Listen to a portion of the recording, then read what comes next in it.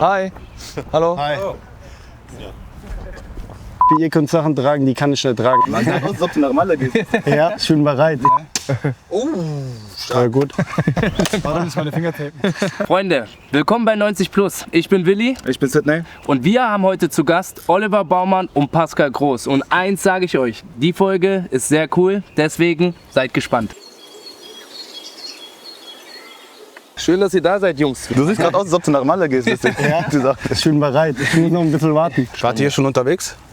Oder seid ihr nur im vorne Camp? quasi Hier nur ist Kaffee ein trinken. Golfplatz. Wir waren ein paar Mal, also wir waren einmal spielen, aber das war's. Aber sagt ihr, das ist gut? Habt ihr Fokus auf Fußball? Könnt euch nicht ablenken? Vielleicht ein paar andere Jungs. Das ist auf jeden Fall der Vorteil. Ja.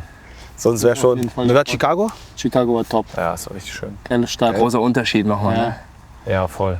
Also ich habe so ein bisschen am Anfang mit New York verglichen, Ja. aber ich finde Chicago viel geiler. Echt jetzt? New York ist mir zu stressig. Ja, New York ist halt ganze Zeit was unterwegs. Da kannst nicht stehen bleiben. Ja, das Wirst stimmt. wirst Das überlaufen. stimmt. Aber du bist zum ersten Mal in Amerika? Nee, letztes Jahr war Club-WM und sonst ein paar Mal schon in Amerika, auch mit Brighton. Waren wir hier auf so einer Summer-Tour. Da waren wir auch New York, verschiedene Städte. Und Las Vegas bin ich mal vorbeigekommen. Also nur durchgefahren. Nur durchgefahren, klar, kenn ich. Habt ihr euch am meisten gefreut, wo es jetzt nach Amerika ging? Aber Chicago war schon cool. Chicago war gut so, weil war noch so ein bisschen so ein Mix aus, wir sind hier angekommen schon in Amerika, aber WM hat noch nicht angefangen. So war so ein guter Mix aus. Wir haben trainiert und konnten aber auch noch ein bisschen in die Stadt, ein bisschen was sehen. Seid ihr so Fans von dem amerikanischen Essen? Weil es ja nochmal ein kranker Unterschied Fast Foods, zu... natürlich Nee, gar nicht, nicht. aber- Also schon mal, aber Fan würde ich es nicht sagen. Ich finde eher den Lifestyle cool.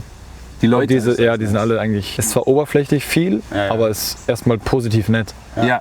Das finde ich eigentlich ganz cool, dieses Hi, wie geht's und so und dann... Ja, Jedes Mal. Ja, das ist geil, aber... Die Leute sind freundlich. Essen ist auch nichts für mich, Ja. so allgemein, aber sonst Amerika schon cool. Ich verfolge die Sportarten auch eigentlich alle. Alle? Ehrlich? Ja, Ehrlich, wir waren viel. im Wir Baseball. waren gestern Baseball. Ja, aber das, wie ist das? C? Schon C, ne? War Also, zweite Liga auch. Ja, also du setzt dich da hin und du überlegst die ganze Zeit so, wann trifft der jetzt den Ball? Dann Und dauert es 2 Sekunden, ist es vorbei. Ja, und dann siehst du auch manchmal den Ball gar nicht. Also ich habe, glaube ich, 3-mal gezuckt und hinterher geschaut, es war nichts in der Luft. Also wie ist das Wetter für euch? Also hättet ihr mit diesem Wetter gerechnet? Also ich bin hier angekommen und wir schmelzen. Wir waren richtig. Ja, das, Ja, unsere ersten Tage waren ein bisschen bewölkt, das ging dann noch. für mich war es letztes Jahr hier schon, Club-WM war ähnlich. Also ich wusste, was uns hier so erwartet. Es war sogar noch heißer, würde ich sagen. Weil wir waren in Fort Lauderdale. Da war es schon nochmal so von der Luftfeuchtigkeit nochmal ganz anders. Du bist 5 Minuten ins Café gelaufen und du merkst so, wie es einfach nur läuft. Du kannst nichts machen. Das wird schon noch anders, glaube ich auch. Jetzt erstes Spiel ist klimatisiert, aber danach wird es, glaube ich, okay. ernst. Das könnte schon bei Spielen auf jeden Fall mehr Kraft ziehen. Absolut. Ja. Also wie war Training jetzt die letzten Tage? Du brauchst schon gutes Game-Management auch. Ist schon hart. Ja? Ist das so? Kannst nicht die ganze Zeit Vollgas gehen. Nee, ne? Muss also... Ja. Gut, wir haben dann die Trinkpausen so, aber Andere trotzdem- sind es ja mehr gewohnt, so wenn du so die afrikanischen Teams nimmst oder Südamerikaner, auch bei der Club WM, die sind die Temperaturen halt von Natur aus rennen normal. ohne Probleme rauf. Die kommen dann nochmal in der 70. Ja. Genau. Da müsst ihr also auch nochmal den Knopf umschalten. Aber seid ihr in Amerika gelandet, war das so direkt schon, okay, ist es WM-Stimmung oder kommt das mit dem ersten Spiel oder wie ist das bei euch so? Ja gut, ich meine, es ist ja trotzdem irgendwie alles drauf ausgelegt und alles so spitzt sich dann jetzt so zum ersten Spiel zu. Das heißt, es kommt jetzt schon langsam. Noch ist es nur Training, finde ich, aber so, ja, spätestens wenn du in den Flieger steigst und dann kommt dann schon WM-Stimmung. Jetzt kommen die ersten Spiele, jetzt schaust du die ersten Spiele Schaut an. ihr und alle? Dann, Gute Frage. Jeder unterschiedlich so. Ja, Gibt also immer, ich schaue viel zum Beispiel. Ich schaue eigentlich fast jedes Spiel. Ich habe mir gestern Abend noch bis zum Schluss da Südkorea. ja. Fandest du es? Ja, sehr gut. Gut, ja. Ne? War, glaube ich, eigentlich die beste Mannschaft Ja. gestern von den 4 Teams. Jeder macht so ein bisschen, jeder der unterschiedliche Interessen. Ja, aber ist ja Also- gut, dass es nicht so gezwungen ist. Man braucht ja auch irgendwie so seine Zeit für sich selber. aber das lassen die Tagespläne hier eigentlich ganz gut zu. Ja? Ja. Also seid ihr da so, jeder kann am Ende des Tages auch mal einfach abschalten. So ein Training, dann Essen, dann vielleicht noch ein paar Meetings, aber grundsätzlich kann man sonst den Tag gestalten, wie man möchte. So Jungs, wir spielen jetzt Cornhole. Ganz einfache Regeln. Für einen Treffer gibt es 3 Punkte. Wenn er auf dem Brett liegen bleibt, kriegt es 1 Punkt. Verliererteam bekommt Ohrschnipser. Du machst Druck? Dann zeig mal. Mann. Scheint. Ja? Der ist nicht schlecht. Oh, Wie oft hast du trainiert? Auch kurzfristig? Ich spiele schon den ganzen Tag hier. Ey, hab keine Erwartungen. Nenn einen legendären Song von einem früheren Turnier. Love Generation. Ja, okay. Hast du da überhaupt schon auf der Welt? Ah, kein Skin. Ein kleines Kind. Okay, jetzt wenn du den reinmachst, dann Wenn jetzt dann noch da in der Vorwärts, du. wenn das Torwart kein Gefühl hat in der Hand, dann wird's schwer. ganz schwer, oder? Das war der Fingertapen. Schon unangenehm, sag ich ehrlich. Maximale Performance, hä? Fahr hoch jetzt. Ey, ihr wisst, ne? Also du erwartet gar nichts. Hör auf, ich kann gar nichts. Ich sag dir nicht schlecht. Siehst du das? Willi, was ist dein persönlicher Lieblingsmoment Deutschlands bei einem Turnier? Pascal Groß im deutschen Nationaltrikot. Da bist du doch. Weißt du? Das sind diese Ideen. Aber du hast geübt? Nein. Wie? Nein, schau mal, die sind alle gut. Ja, warte mal. Doch, du bist zu 100% rein. Ich merk's an dem Schwung. Oh, ja. Jo, Das ist gut. Komm, ein Kleinchen. ist okay. Nehm ich. In der Mannschaft der schlechteste Verlierer bei sowas? So bei Minispielen? Josua ist schon. Der hat, ne? Ein gutes Händchen. Nenn einen deutschen Spieler, der Trainer geworden ist. Franz Beckenbauer. Einfach. Ne? Bist du ein Fußballlexikon? Abartig. Ich kenn jeden Spieler. Nee, nicht jeden. mal herausfordern. Nicht jeden. Doch. Ich mach weiter, aber ich bin der Meinung. Auch jedes Spiel schon guckst. Doch, der weiß echt viel. Seht ihr das? Oh, nicht schlecht. Sehr gut. Wir haben trotzdem gewonnen. Dann gibt's erstmal. Ich nehme Willi, du nimmst. Guck mal, die sind schön. Das ist die Die erste. sind eh schon freigemacht Riecht da schon worden. ein paar graue herrscht. Ja. Deswegen. Boah, du nimmst keine Rücksicht. Deswegen. Nimm du Rücksicht, komm, lass uns Vorbild sein. Wow. War nicht toll. Ja, aber trotzdem mutig. Der Fußball war laut, die Looks waren noch lauter. Und jetzt wollen wir wissen, wer kommt am besten an? Was glaubst du, in welcher Stadt putzen sich die Fans am meisten heraus? Ach Gott, ich glaube schon Berlin ist ja die Hauptstadt. Berlin. Eine Hertha. Berlin? Eine Hertha. Berlin, Dickerchen? Alter, ja. Nee, ich sag in München. München. München. Ja, in München. Ja, aber ihr seid doch traditionell. Ja, merkst du was? Bremerhaven auf jeden Fall nicht. Du machst das Beste. Ich dachte gerade, Ich wollte auch Bremerhaven, also. Das ist so Bremerhaven. Ich sag Schalke.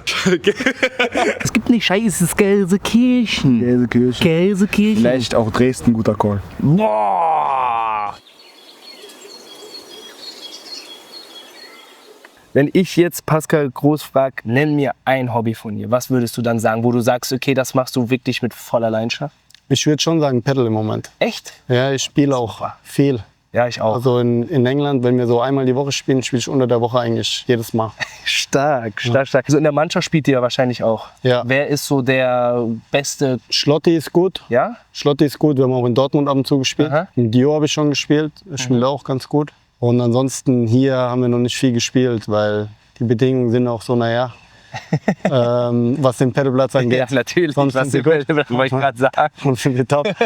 Fußball ist ja Hobby und Beruf gleichzeitig. Könntest du dir nach dem Fußball sowas wie Trainer vorstellen? Ja, schon so, weil der Sport interessiert mich schon sehr. Ja. Also so, ich mache das jetzt nicht nur, weil ich gutes Geld verdiene und halt mein Job ist. Ich mache das wirklich so mein ganzes Leben schon. Er ist meine absolute Leidenschaft und ich schaue viele Spiele, interessiere mich für Fußball allgemein Ja. und habe auch schon 2 Scheine gemacht. So, ich bin ja schon am Du bist schon also am Arbeiten im Am Ball. Hintergrund. Am Ball, ja. Okay. Und was wär's für ein Trainer? Hart? Glaubst du, wärst eine harter oder? Ich glaube, kommt drauf an. Ich glaube, heutzutage, das ist schon ist eine andere Generation. Ich Ja. glaube, wo ich klein war es extrem hart. Ja. Wo ich auch aus der Jugend kam, so in die erste Mannschaft, war es extrem hart. Ich glaube, dass es heutzutage so auch nicht mehr ging, auch teilweise von den Trainern. Aber deswegen, du musst eine Mischung finden. Mhm. Und bei so einem großen Turnier, Ja. gibt es irgendwie so Sachen oder so ein Ritual, wo du selber sagst, damit entspanne ich mich? Oder? Als ich jünger war, so 17, 18, so die ersten Bundesligaspiele, da war ich schon extrem aufgeregt. Ja. Das war schon ganz anders. Das kannst du jetzt mit jetzt nicht mehr vergleichen. Wenn ich jetzt Premier League spiele, ist es eigentlich normal. Ja, ist irgendwo also ich gehe Alltag. morgens noch, keine Ahnung, in den Park mit meinem Kleinen oder frühstücken. Ja. Weil wir treffen uns 4 Stunden vorm Spiel, dann Stadionspiel und das ist ist eine andere Aufregung, wie wenn man jünger ist. Ja. Aber trotzdem ist so eine WM natürlich was extrem Besonderes. Aber ich probiere einfach die Dinge, die ich beeinflussen kann, mich top vorzubereiten.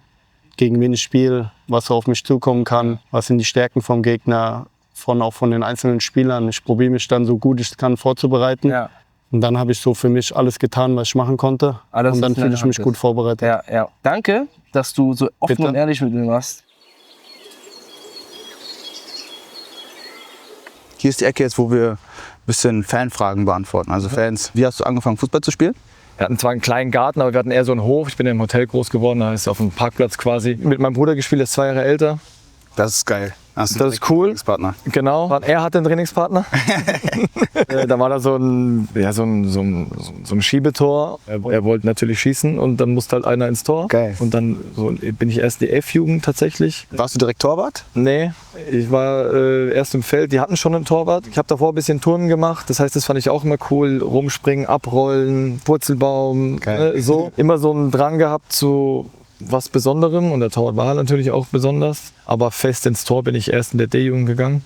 Okay. Also relativ spät. Ich war auch als Kind gerne im Tor, aber ich habe mir nie gedacht, ich will Torwart sein jetzt nur noch. Vor allem, ich hatte immer Probleme, ich kann nur in eine Ecke gut springen. Und in eine andere, nach rechts geht nicht bei mir. Wie hast du das behoben zum Beispiel? Ich hatte keine Angst, irgendwie hinzuspringen. Ehrlich nicht? Aber Hinzufahren. bei mir fühlt sich die eine Seite komisch an. Das kennen vielleicht die Leute, die gerade zuhören. Ja, ich weiß, was du meinst. Das sieht man auch bei jüngeren Torhütern so. Auf der einen Seite gehen die quasi so seitlich und auf der anderen gehen die auf den Bauch. Ja, Machen so einen Bauchplatscher oder so. ich mache einen Bauchplatsch. Ja, genau. Was spielt da der Torwarttrainer für einen Aspekt? Ich finde schon einen sehr großen, also für mich persönlich. Also du musst auf der einen Seite natürlich die spielerischen Sachen beherrschen mit dem Fuß und dann noch die ganzen Techniken im Tor. Du hast ja so für jede Distanz gibt es ja verschiedene Techniken sozusagen. Also die 1 gegen 1 Techniken, schießt er von weiter weg, dann springst du natürlich öfter oder machst einen Sidestep und springst. Kommt er näher, hast du keine Zeit mehr zu springen und der Winkel gibt es ja auch her, dass du nur mit der Hand hingehst oder nur mit dem Fuß hingehst. Was würdest du so einem jüngeren Spieler empfehlen? In erster Linie finde ich immer, die sollen alle Spaß haben. Ich sage das auch den Eltern immer, lass die Jungs oder Mädels einfach Spaß haben, denn das ist die Basis, um erfolgreich sein zu wollen, um mehr zu tun als andere, um nochmal, sagen wir mal, die trainieren 2-mal die Woche, um noch 2-mal auf den Sportplatz zu gehen, auch wenn du nur alleine gehst, weil es einfach Spaß macht. Ja. Genau. Ja, das ist eigentlich so die größte Message, die ich habe. So Leute, das war die erste Episode mit Oliver Baumann und Pascal Groß. Kommt noch eine zweite Episode, seid gespannt und viel Spaß, bis zum nächsten Mal.